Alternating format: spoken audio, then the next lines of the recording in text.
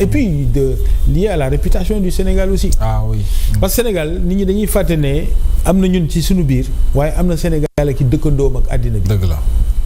am na ñun ci suñu biir mooy li ci biir kër gi waaye am na dëkkandoo yi ak àddina bi nit ñuy xoolee Sénégal dañ ko jox cër. jox ko cër ndax passeem ndax démocratie am ndax image bu pays bu apaisé bu am unité nationale bu rafet bi ñuy préserver à l'étranger yenn yi nag suñ ko defee loolu lay agressé moo tax duñ def lu dul rafetlu ce communiqué là rafetlu la grandeur du président son excellence Bassirou Diomaye Diakhar Faye et également souhaiter bonne chance. et pourtant moo di day dégg na ci lu nekk moom président Diomaye warul lu tax mu koy dalal parce que Macky Sall moo faat les 80 morts parce que li mu fi def ci Sénégal gi yëpp warul woon dugg Sénégal déjà am nañu ko menacé woon sax ci ne du dugg Sénégal mais dalal gi mu ko dalal moom le président Diomaye mi ngi ciy dégg lu ne en fait est-ce que mbir yi war na demee noonu. non seulement warul demee noonu mais aussi du wéy parce que nit ñi dañuy confondre Sénégal ak seen bopp. man créé naa un mouvement le mouvement Racine maa ngi ñaan yàlla mu développé wu am ancrage mais mouvement Racine du doon jamais Sénégal munul doon Sénégal. mun na nag am benn pàcc boo xam ne dañ koy bàyyee xel bàyyee ko xalaat ndax xarañam ndax sa capacité à faire de proposition ou même popularité mais munta dem ba doon Sénégal leneen la. Sénégal c'est une histoire. Sénégal c'est une haute administration. Sénégal c'est une armée avec des généraux instruits de haut niveau. C'est des magistrats formés de haut niveau. C'est une haute administration, une histoire et une mémoire et des emblèmes très forts. soo ñëwee bëgg a dox ci kawam cette administration et cet état là am na capacité won la sa place. kon loolu mënuñu ko li nga fi lim yëpp mënuñu ko limiter ci ab parti. non kenn mënu ko tënk ci parti. loolu kenn mënu ko. gën naa yaatu lool maintenant nag mun nga am légitimité. am capacité de proposer mais dafa am limite. dafa am foo xam ne soo ko bëggee yegg day ëpp. donc président de la république du président wu benn pàcc réew mi président Sénégal yëpp la te loolu mu def mooy cëram te duñ def lu dul di ko ci encourager. mu doon lu am solo alors candidature président Macky Sall ak ni muy doxalee campagne bi jàpp nga ne mi ngi ci pole position par rapport ak mbir yi am na ci am yaakaar de. ñu ngi koy ñaanal mu am ci ndam mais dëgg ci campagne bi xamuñ ci lu ci bëri. waaw parce que c'est quand même autre chose. c'est ça c'est de la diplomatie. c'est surtout ça haute diplomatie internationale. mais ñu ngi koy ñaanal mu am ndam. voilà très bien loolu am na solo alors ñu gis ne actualité bi itam ci wàllu nomination yi président conseil constitutionnel. le président tabaat fa Ousmane Diagne. mi nekkoon ministre de la justice ci premier gouvernement am na yu fi jotagum xew ñu teggi ko mais tey ñu tabaat ko ci boppu conseil constitutionnel. est-ce que jàpp nga ne injustice bu ñu réparé la par rapport à sa personne ak mbir yi nu mu demee wala naturellement foofu mu ne place am la bon xaw ma l'homme particulièrement mosuma liggéey ak moom mais ci li ñu dégg ku mat liggéey bi la ñu tabb ko fa pour mu utu ki fa newoon Mamadou Badio Camara.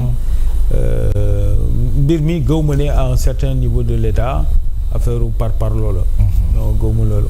je pense que c'est un haut fonctionnaire qui a bu am un passé dans l'administration judiciaire et dans la justice donc war nañ ko fa tabb jox ko responsabilité président Bassirou Diomaye Diakhar Faye tànn na ko yàlla na ko ci yàlla may ndam.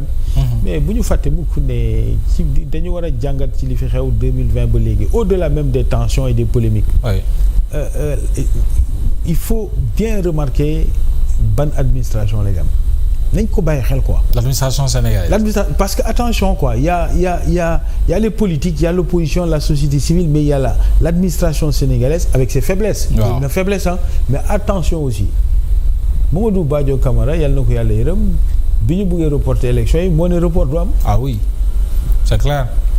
ak yeneen situation yoo xam ne ces hommes-là savent prendre leurs responsabilités il faut que politique yi ñu yëkkati seen niveau à ce niveau-là. ba mën di adapté wu. il faut que ñu tolloog ñoom. il faut que ñu tolloog cette haute administration. sur les principes. mun aussi di génn ci parparloo. On a tous des subjectivités am na lu ma bëggal sama bopp sama kër am lu ma bëggal sama bopp ci mouvement Racine mais bu ma ko jaawatlee ak li ñëpp bokk ak Sénégal voilà et puis dem benn moment sooy waxal fa yàlla te waxal ngir réew mi donc kii fi ñu ko teg yaakaar naa ne war na fa mu nekk te président de la République su choisiré teg ko fa am droit teg ko fa mais avant moom keneen lañ fa tegoon te président Macky Sall moo ko fa tegoon mais bu ñu fàtte ne ba mu ko ne lii la bu dafa jouer son rôle souverainement oui. Et puis ñu élever niveau débat politique bi bañati jël conseil constitutionnel ku ci nekk daal si di ko foye waaw baaxul on se rend compte que ak di ko utiliser nam la neexee on se rend compte que d'abord kenn mënu leen utiliser li ñu bëgg a def la ñuy def parce que sinon ñu reporter élection par exemple et d'autres situations où ils ont donné leur réponse et cetera nañ muur institution yi malaanu sutura yëfu nit la et c'est vrai que puisque yëfu nit la chaque être humain mën nga am susceptibilité mais wala subjectivité mais bu ñu jël lépp bu ko teg ci parparloo ak yaa ma neex. loolu daf ñu yàqal ñu. très bien alors dernier acte bi conseil constitutionnel def mooy dàq loi bi jëm ci révision constitution bu Sénégal ndax dafa ne dafa contraire à la constitution coow li bari woon na ci loolu interprétation également mbir yi ni mu demee aussi naqari woon nañu ci bari cette décision ak surtout proposition de loi boobu yow naka nga ko jàngate woon. Bon, d'abord, décision conseil constitutionnel, ça fait l'objet de commentaires parce que c'est un avis décision, donc ça doit être appliqué comme tel. Deuxièmement, qu'il y ait une proposition de loi, bon, c'est normal que l'Assemblée fasse des propositions de loi. Oui. Maintenant, qu'il y ait un projet de loi qui soit transformé en proposition de loi, c'est encore un peu des préoccupations politiciennes. Sur le contenu, il y a des avancées. Sur le contenu, notamment sur le fichier électoral, le fait qu'on enlève toutes les formes d'inscription là, régulières, mais que tout le monde est inscrit en même temps. Bobo avancé le bulletin unique, tout le monde est d'accord qu'on doit aller vers ça. Maintenant, après, moi, ce que je regrette, c'est qu'autour de cette proposition-là, qu'on ait eu des discours politiciens qui vraisemblablement visaient plutôt le président de la République. Bon, qu'il fasse arrose sur la question de Kibi, nous montre fonds politique. Bon, fonds politique. Premier ministre d'alors bi moo fi taxaw ne ko fi waxati ne fonds politique am na ma song le politique ma tëj la kaso moo ñu annoncé waat ne moom am na fonds politique.